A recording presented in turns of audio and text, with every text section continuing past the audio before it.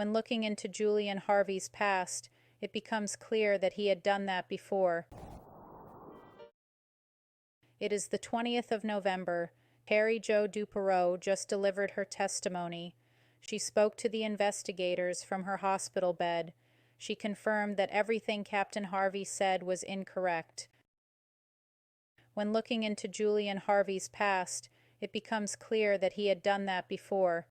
He had a history of insurance fraud, boats sunk or burned, airplanes crashed, and his ex-wife was killed in an automobile accident. The circumstances surrounding the deaths of the Duperrault family are still unclear, but the investigation suggests that Julian Harvey was probably in process of trying to kill his wife. But one of the Duperrault's family caught Harvey, but to hide what Harvey was doing, he killed everyone on board and sank the ship. He didn't consider that Terry Jo would survive alone at sea. When I was in the hospital, Captain Harvey was being interrogated by the Coast Guard.